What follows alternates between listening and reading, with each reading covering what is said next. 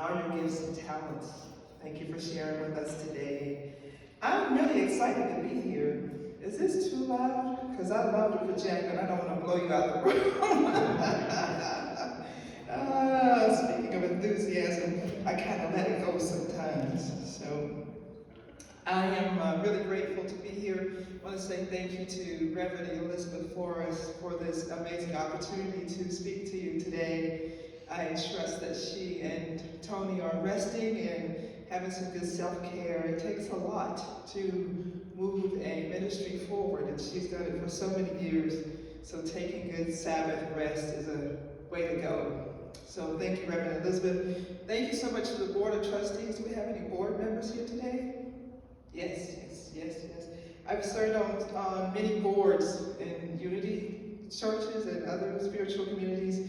It's hard work.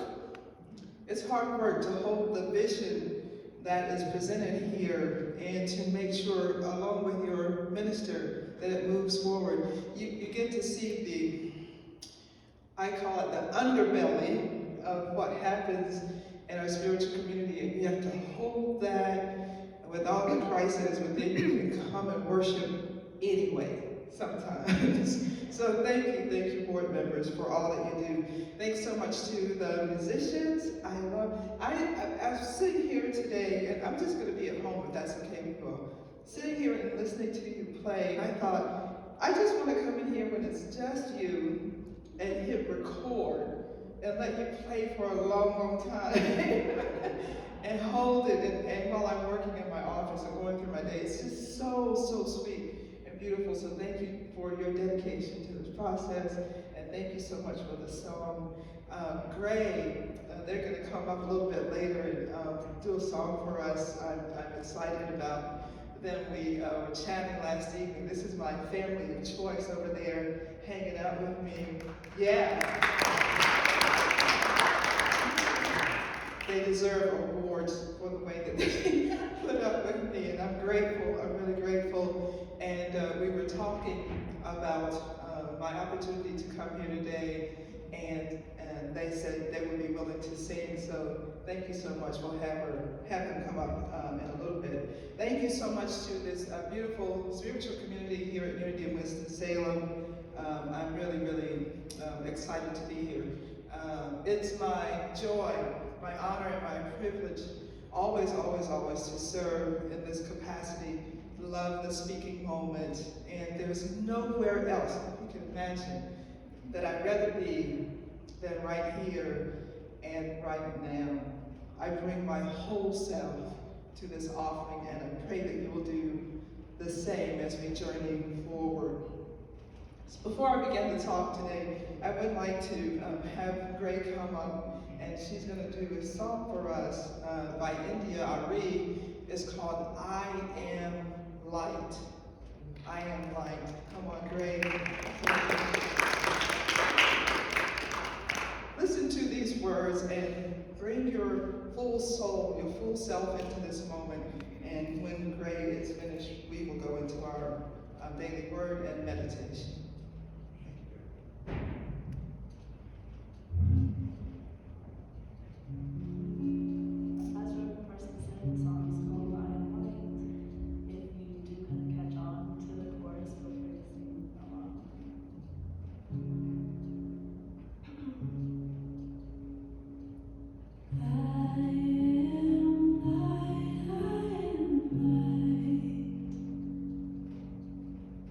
I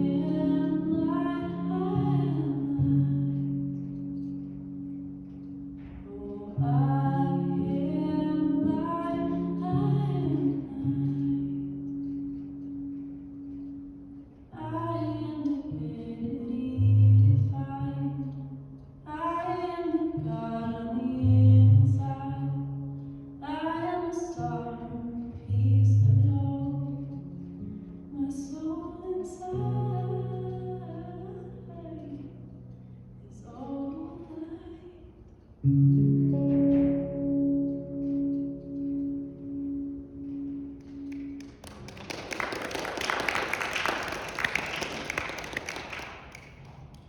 light. I am light. Thank you, Greg. This is the daily word for December 7th, 2023. The affirmation is this: I shine the infinite light of God. When the world feels dark, I remember there is light within me. So much more than positivity or optimism, my inner light is the presence of God. The conditions of the world have no power over me because I am one with God. My heart light and my outlook bright. I am the calm in the chaos, the peace in the discord, and the understanding in the confusion. My commitment to shining my light helps me find the light in others. I see past our differences and our conflicts to discover in them what I feel in myself: peace, goodness, and the light of God. Together we are luminous, shining bright and dispelling the darkness. For it is the God who said, "Let light shine out of darkness," who has shown in our hearts to give the light of the knowledge of the glory of God in the face of Jesus Christ. I invite you to take a deep breath in with me. Deep breath in and release. I am light. I am divinity. I am the spark of goodness, of God mind, of the universal source of all knowing. I am a big idea in the mind of God. And so I shine bright in this world. I am the understanding in the confusion, the light in darkness, the peace. I am light. So I invite you to take this affirmation into the silence. I am light.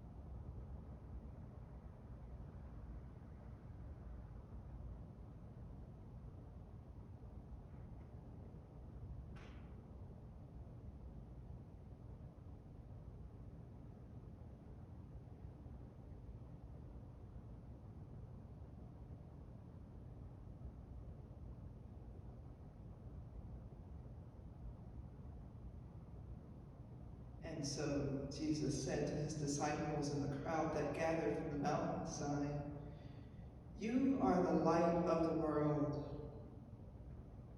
You are the light of the world." And so I take this truth into my soul, into my mind, into my heart, and I integrate it into the life that I live. This truth: I am light. And it is so.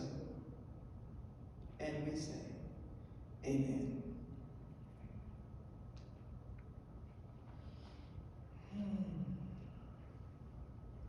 I am light. I have a cozy sitting room in my home. It's a perfect space. Has good leather chairs that recline. I have a view There's a big window on the side, have a view of the outside, the sunlight coming in. The window faces the west, so a lot of light coming in the evening. I'm also surrounded by trees and nature. I have my morning coffee in that space often, and I sit and I think in the solitude, which I love so much. It's a great sitting space because of the light. No matter what time of day, there is some level of light that comes in. No matter the season, no matter what's happening, there is light. It intensifies, as I said, in the evenings, and it's a little calmer, less invasive in the mornings. But no matter what, there is light. And I kind of compare that to the way that we live in this world. There are times in our lives when light can shine so brightly through us. And then there are times when it's not so bright, but light nonetheless. It happens also with the seasons in life. Have you noticed that? The summertime, it seems like the sun gets extra radiant. I don't know if that's actually true. I have to check with scientists, I guess, but it feels so much more piercing in the summertime as opposed to perhaps in the wintertime. Still light. It's a different kind of light, just like it happens for us.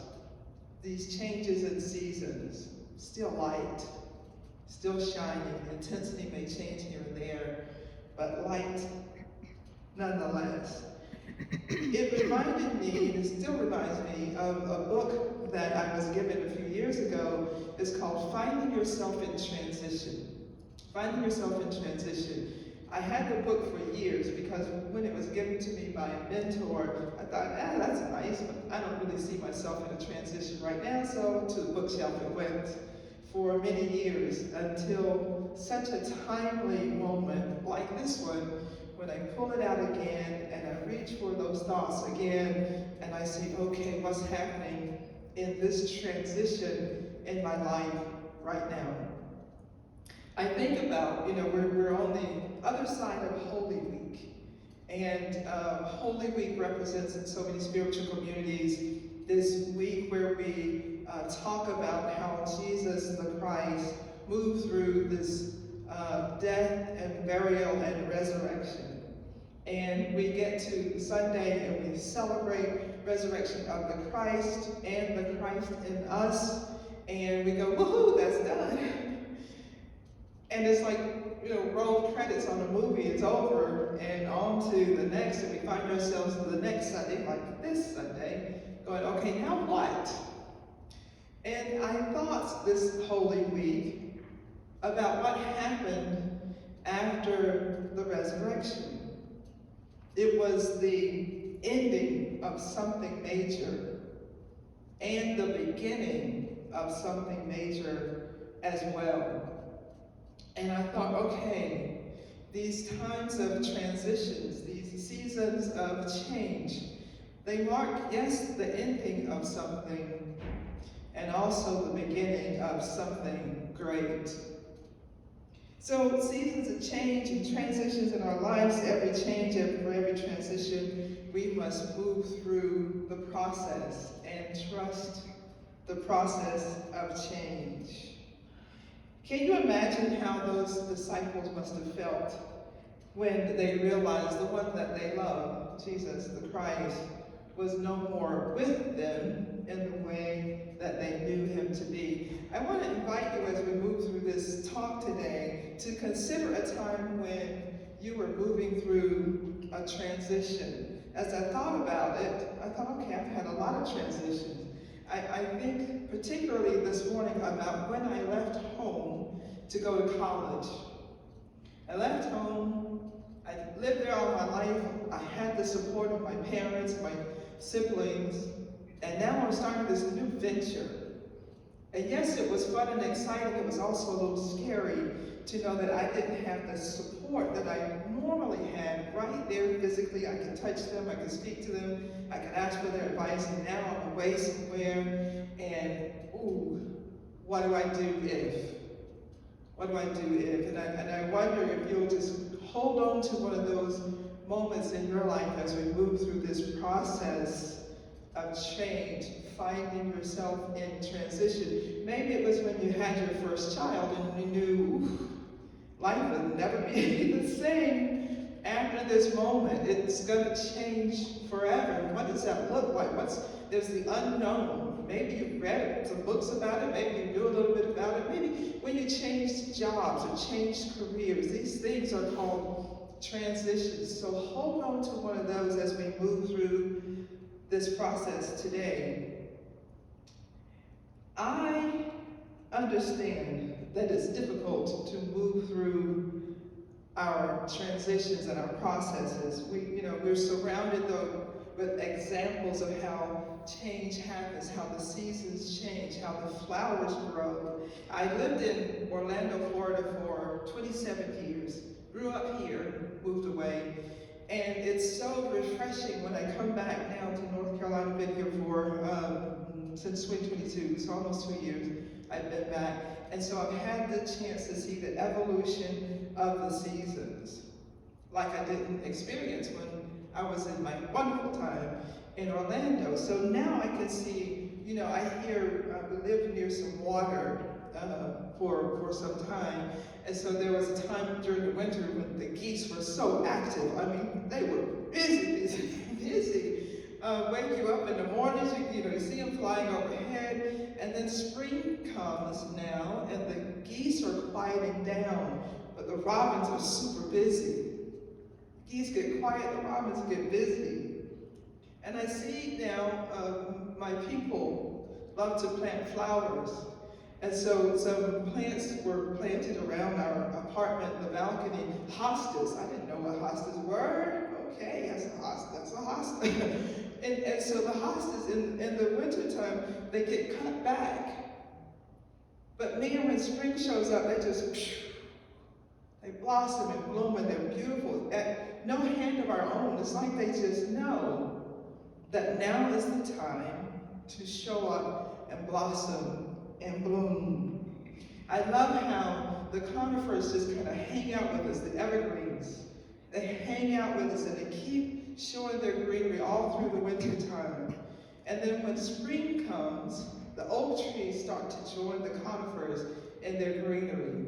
And so we can experience that harmony together with the different trees. It's a beautiful thing to watch, to see, and to experience. We bought Boston ferns to hang on our balcony. They're beautiful Boston ferns. We had to bring them in a couple times because, it was so cold out, even though it's spring, still cold some nights, and so we brought them in. We can't bring them in anymore because house finches have made nests in the Boston ferns. Those seasons, nature just knows what to do. The house finches knew they needed a place, much like the Boston ferns, to build a nest, to lay eggs for them. They just knew it. No one had to tell them. It was a course, it was a process, it was a way of being in the world, and so we honor that. We want to water the ferns, but we don't want to scare the babies. So what do? I said to Ramona, surrender. Nature's going to do what nature's going to do. We allow it to take its course. So why do we find transitions so difficult? I believe it's partly because we get used to the way things are. We get used to the way things are, and we really don't want it to change. We want change, but we really don't want it to change. We desire and we resist. But the best way for us to trust the process of finding ourselves in transition is to be willing for change. Be willing for change. Well, what does that look like? And as I read this book, I understood a couple of things. There is an affirmation that says, I am willing to change. That's one way of looking at it. Feel the difference of this affirmation. I am willing to be changed. I am willing to be changed. So we'll go back to the first one. I'm willing to change. It really has this connotation that, okay, I see that you want me to change, I see that the change is necessary, so I am going to make the change myself. It'll be on my terms. It'll be the who, what, when, and how that I do it. I'm going to determine what it looks like. It's my change, and okay, I'm willing to make it. Because I'll be making it myself, you see. And then feel the difference in I am willing to be changed, which is truly the experience of the flowers and the trees and the birds and the bees, if we must rhyme it. They are willing to be changed. It doesn't really hold their desire in place. It is just an allowance. It is a complete surrender to the process. It is truly trusting the process. It's truly knowing that the God that we love and serve, the God of our own understanding as we see him, her, them, it, is in charge. And we have full trust and love and understanding that no harm will come to us if we allow ourselves to be changed. I made a decision. I'm in control. I know what's about to happen. I'm willing to change. I'm willing to be changed. It says, I don't know what the outcome will be. I don't even see when it's coming. But my heart is open. And I am willing to allow the change. Are you willing to be changed? Are you willing to allow change to occur? Total surrender, like the trees in their seasons. Are you willing to be changed? I mentioned a little earlier, when change happens, there's this desire and resistance. Desire and resistance. I work in the technology field. And part of the major work that I do is to bring on our computer system to someone who's paid, companies that have paid billions of dollars to have it implemented and say, here it is, here's how we can make it work for you, and here's how we're going to step through this process.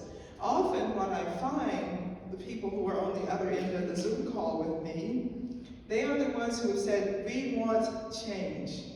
Our old system isn't doing what we want it to do. The buttons don't work right. We want this to be larger. We want this to turn green and flash. We want. We need a new system. I show up and say, hey, new system. And they go, we want the old system. This new system doesn't do what we want it to do. The old system used to, and this, can you make this do what the other one did? So there's desire, and I spend a large majority of my time trying to move along people from that, I don't want something new, but we need something new, to say, hey, it's new, and it's okay. It's new, and we can make it look as familiar as we can, and there's a level of things that are going to absolutely change. So we have to, in our process, if we truly want to change, we truly want to move forward, be willing to increase our desire and lower our resistance. Increase our desire for change and lower the resistance. Every transition you have ever had, or are having right now, or will go through, the purpose for it, the sole purpose is for the emergence of a better version of who you are. The emergence of a better version of who you are. I think about the seeds of a tree. Let's say an oak tree. Acorns fall. Inside the acorn lives the seed of the oak tree. The possibility inside that acorn is for 100 oak trees. At least, just one seed. But it must go through the process of change. When it goes through the process of change, what emerges is so much more than what began. And when we do the same, the seeds of a flower, of a plant, of a tree, whenever the seed is planted, it goes into the ground. And there is a surrender that happens in the soil. And the seed is allowing the change to happen to produce the flowers, the trees, the plants that we really want to enjoy. It gives out more oxygen in the world than just a seed. And so I ask you today, do you want to just be a seed for the rest of your life? Or are you willing to go through the process of change, to submerge yourself into the dirt and the soil and the darkness, to be watered, to be nurtured by nature, by the universal source of all knowing, and to come forth from that more than how you began? Want to be a seed? Or do you want to be productive? Do you want to experience more, a more expansive way of being in the world, and experience the world, and touching lives in the world? We can look at the acorn all day and say how cute it is. But man, when we stand in front of the oak tree, it's a transitional process. We look with wonder, we look with amazement, we go, wow, how long has it been here? How did it even get here? It started with the seed, and so can you, and be as beautiful and shine as bright as the oak tree, as the flowers that we take a look at in this process of change. The prophet Khalil Gibran wrote in the book, The Prophet, "Pain is the breaking out of the shell that encloses your understanding." Pain is the breaking out of the shell that encloses your understanding. You want to evolve, you want to understand more, there is a process. There may be some pain associated with the process, but oh my goodness, your understanding will soar after you move through the process. This book describes three stages of change. We're not going to go into the detail of that today. We'll talk more about it perhaps next week. 3 stages of change, and I look at it like the disciples probably saw. We go back to that time when Jesus had died and they were wondering what's next. Stage 1 says this: each transition begins with an ending. Think again about your process of change that I asked you to hold in your mind. Each transition begins with an ending. Something must stop in order for something new to begin. Stage 1, the transition begins with the ending. And then stage 2 is the void. It's that time of the unknown. It's those first 9 weeks of being on the college campus. It's those first several months of having a new baby. It's the first few days, few weeks of experiencing a new job. It's the first moment you stand in front of one of your dearest friends and say, I don't do that anymore. That's not the way I think anymore. Well, what do you think, Valarie? I'm still grappling with that. I'm not really certain of that. But I do know I don't think that way anymore. I'm in the void. I'm trying to figure it all out, but something has ended. And then the third stage is the beginnings. When we find out what the void really is all about, we get our feet under us, we can stand firm in this new beginning, this new way of being, this new way of believing, new way of living in the world. There are African tribes, historically, they have the same kind of process, these 3 stages of change. These steps were called the separation, the initiation, and the return, and happened particularly with young men in the tribe, usually around the age of 12, when it was time for them to go through their own process of change, to understand who they were. The first step and ending was called separation, where the young men were removed from the old order and they undergo what's called a symbolic death. The tribe literally has a ceremony and they disown the young man and they send him away into the wilderness, literally, to understand who he truly is. And when the young man gets to the wilderness, this is the initiation phase. And he is not able to leave that place, that time, until he knows who he is. Often the young man receives a song and a new name.